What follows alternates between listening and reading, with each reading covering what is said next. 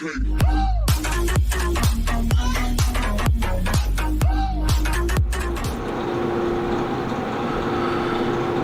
you come in Hillsboro, this is our adult pool. Right over there is the ML station, and this is pretty typical of what most adult pools look like. I come here in the afternoon, I don't know what time it is, 5 o'clock, 5:30, 6, something like that. Everybody's eating dinner or they're down at the square right now listening to the music, so it's a good time to come in here when there's nobody here and show you what they look like. And like I said, no matter where you go, this is pretty typical of what the adult pools look like.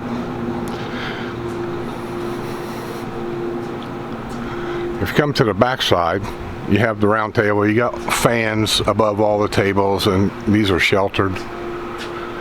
Behind the adult pools, which you can't see from the road, there's a couple little things for adult residents and our guests. You got a bocce ball court right here, and you have a shuffleboard court right over there, and there's also a horseshoe back here somewhere. I'm not exactly sure where, but I know there's horseshoe back here because somebody in our neighborhood, him and some other guys, they play horseshoes like once a week.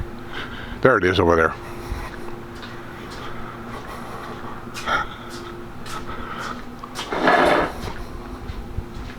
Right here. Right there. Those right there. Whoops. That's your horseshoe pits. And you got a picnic area here, and you got a lot of seating here. Most people, adults that is, kids are under the age of 30 are not allowed to be in here. All we have to do is make a phone call down to the rec center, and they'll come down here with the card reading machine and tell them they have to leave. So down at the rec center, that's where the children go. But people are always stretching these rules. You get used to that if you come to the villages. It's a constant effort to do this. Let me read some of the rules here for you so you can see them, so you know I'm not making them up.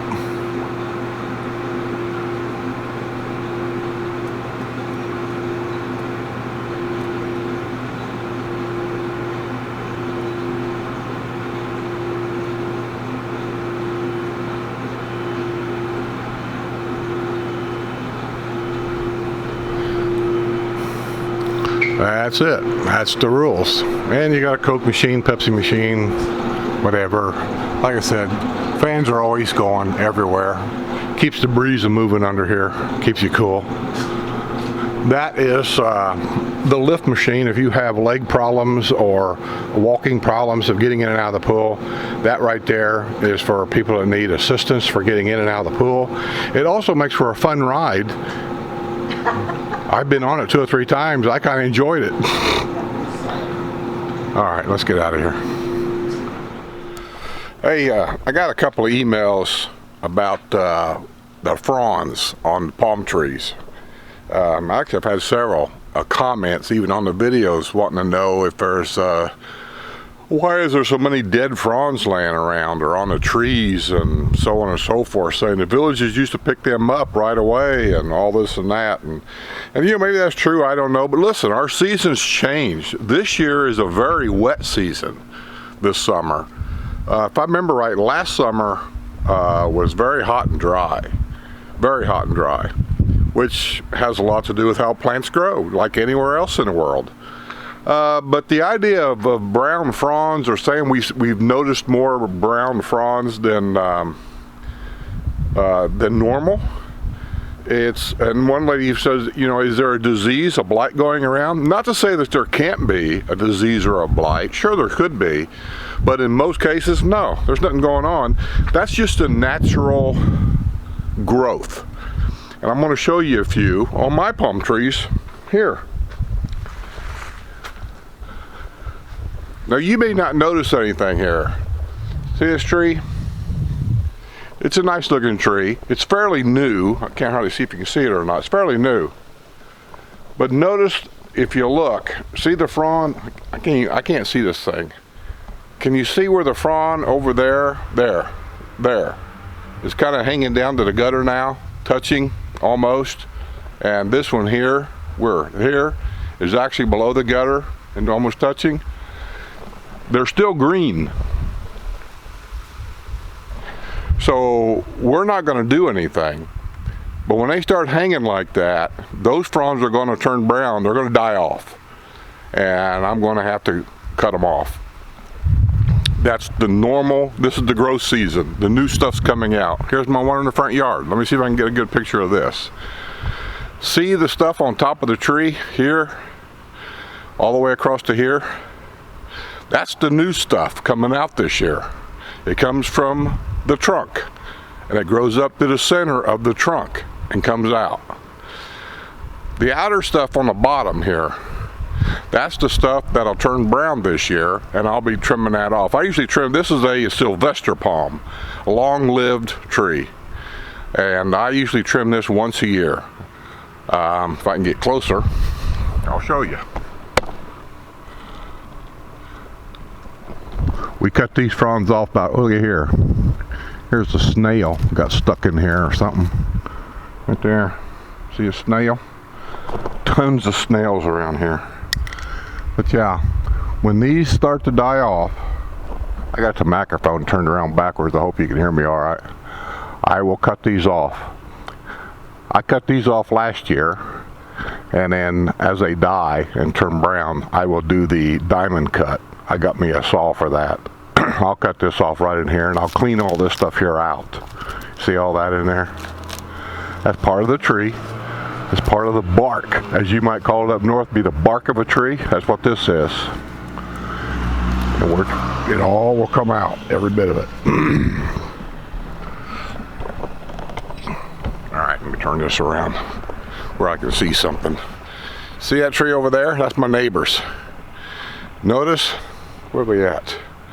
Can you see the fronds hanging down and how they're starting to turn a little yellow? That big white thing, I hope I'm pointing right, I can't see hardly at all. There's a big white thing there. That's the blossom, that's the pollen.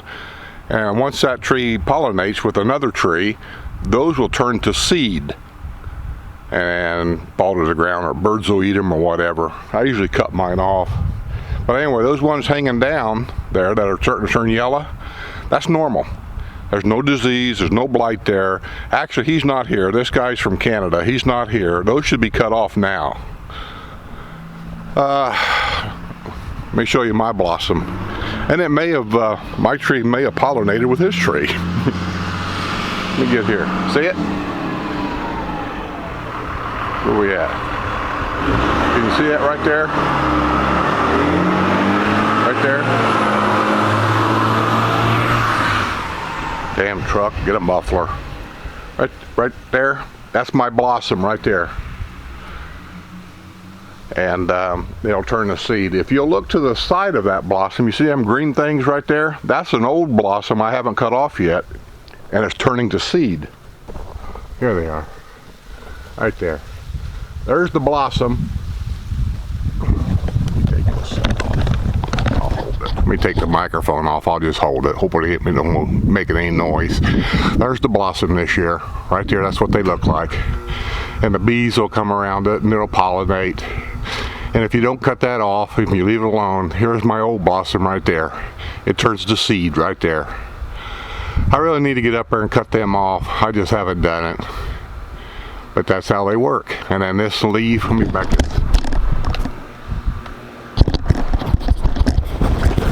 Back this up a little bit, and that prawn right there hanging down, touching the gutter right there, that one's going to have to be cut off eventually. I'm not doing it right away. This one's another one. See how it's coming down and touching the roof? That one will have to be cut off. That's why they're starting to sag, is because that's going to be this year's harvest on these leaves. Here's one.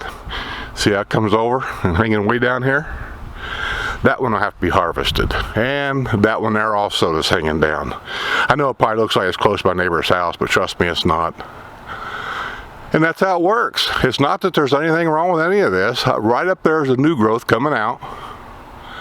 And you just cut these trees. Try to think of it this way. You guys lose all your leaves up north in the wintertime. They all fall to the ground. We don't really have a winter, so to speak, here, but we lose our leaves. This is a palm tree leaf, basically. But as long as there's green on that leaf, and those hanging down right there, I told you I'm going to have to harvest, you notice they're still green. As long as they're still green on those leaves, we're not cutting them. Unless they actually get in the way of something somehow, some way. Because it's still collecting sunshine, it's still energizing the plant, the roots, and so we leave them alone. Once, this one here is starting. Let me get closer to it so you can see. See how the tips of it are just starting to turn brown? Just starting, but the rest of it is pretty well green. See if I can find one here. Here's one that's a little easier for you to see. See how it's just starting to turn brown on the tip, but the rest of it is green. We won't mess with it till at least 50% of that leaf or prawn, limb, whatever you want to call it, then I'll cut it off. But in the meantime, it's still providing a lot of nutrients to that plant, and we don't mess with it. Now let me go to some of these smaller ones. Here you go, here's a good example. I've trimmed this one, probably needs trimmed again. This is a Robolini. It's a multi-trunk type of plant. If I can get in here without getting stuck. See the different trunks? I think I got 3 on this one. Yeah, 3. Oops, get out of the way. I got 3 of them right there. You can see them. They come up to that. But as the leaves die off, down on the bottom, or the prawns as you want to call them, you trim that up. The trees are the exact same way. Here's one I have not trimmed up. Well, I'll show you. I need to trim it. I know this microphone's rattling around. Okay. Here's a Robolini here I have not trimmed, so let's see how much I need to trim. Okay, you see that under there? See all that dead stuff? I need to get under there and trim all these off. And might even take a couple of green ones off to get it up. You can see how they're turning yellow and brown. Same thing. Even though it's a smaller plant, it's the same thing with those. You got to trim them up. That's really it. So just because you see some brown prawns hanging down, that don't mean there's anything wrong with anything. Nothing dead, nothing dying. That's not to say that there can't be, but in 99% of the cases, what you're seeing is just natural die-off.